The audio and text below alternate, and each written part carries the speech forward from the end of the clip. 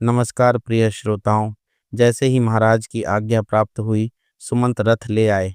राम, सीता और लक्ष्मण ने वहां पर उपस्थित परिजनों तथा जनसमुदाय को अभिवादन किया और रथ पर बैठकर चलने को उद्यत हुए।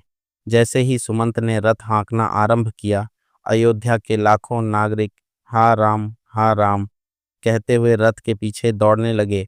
जब रथ की गति तेज हो गई और नागरिक साथ दौड़ने में असमर्थ हो गए तो वे पुकारने लगे, रथ रोको, हम राम के दर्शन करना चाहते हैं। भगवान जाने अब हमें कब फिर इनके दर्शन हो पाएंगे। राजा दशरथ भी कैकेयी के प्रकोष्ठ से निकलकर हे राम कहते हुए विक्षिप्त की भांति रथ के पीछे दौड़ने लगे। हाँफते हुए महाराज को रथ के पीछे दौड़ते देख सुमंत ने रथ रोका और बोले, हे पृथ्वीपति, रुक जाइए। इस प्रकार राम, सीता और लक्ष्मण के पीछे मत दौड़िए। आपकी आज्ञा से ही तो राम वनगमन कर रहे हैं, उन्हें रोकना अनुचित है।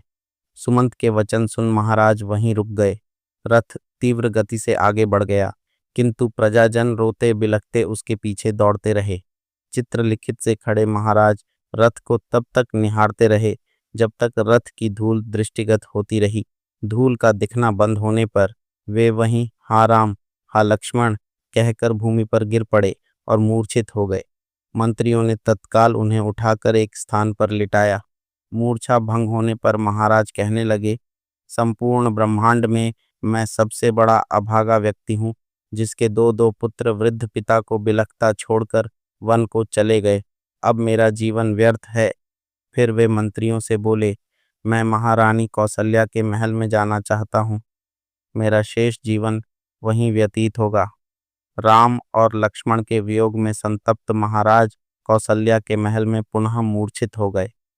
महारानी कौसल्या विलाप करने लगी और सुमित्रा उन्हें सांत्वना देने आई।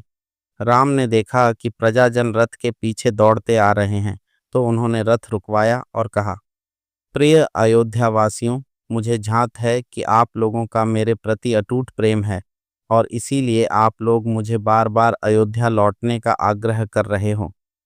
यद्यपि आपके इस प्रेम को टालना कठिन है, किंतु मैं आपसे निवेदन करता हूँ कि मेरी विवशता को समझें। क्या आप चाहेंगे कि मैं पिता की आज्ञा भंग करके पाप का भागी बनूं?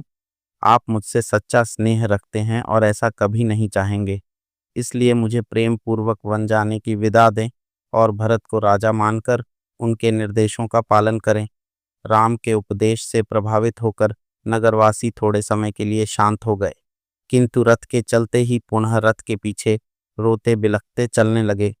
राम के निर्देशों का पालन न कर पाने की विवशता में वे रथ के पीछे दौड़ते रहे। राम ने सुमंत से रथ तेज चलाने को कहा, किंतु प्रजाजनों की भीड़ फिर भी रथ के पीछे दौड़ती रही। तमसा नदी के तट पर पहुंचते पहुंचते रथ के अश्व भी थक चुके थे और सुमंत ने रथ रोका। राम, सीता और लक्ष्मण रथ से उतरकर तमसा के तट पर खड़े हो गए।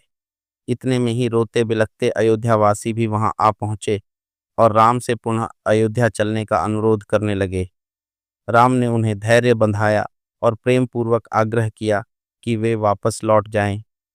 नगरवासी राम के उपदेश सुनते सुनते रात्रि हो गई।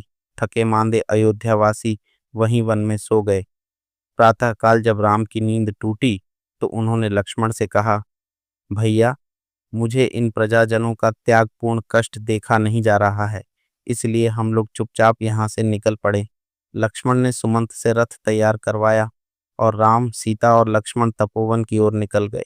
जब नगरवासियों की नींद खुली तो वे उन्हें ढूंढने लगे और रथ की लीक के पीछे पीछे बहुत दूर तक गए। निराश होकर विलाप करते हुए वे लौट पड़े। दोस्तों, अगर आपको हमारी ऐसी रोमांचक और मज़ेदार कहानियाँ सुनना पसंद है तो हमारे चैनल को सब्सक्राइब ज़रूर करें, ताकि आप एक भी कहानी मिस न करें। हर कहानी आपको एक नई दुनिया में ले जाएगी, जहां शौर्य, वीरता और रोमांच का संगम होगा। तो देर किस बात की, अभी सब्सक्राइब करें और हमारे साथ इस अद्भुत सफ़र का हिस्सा बने।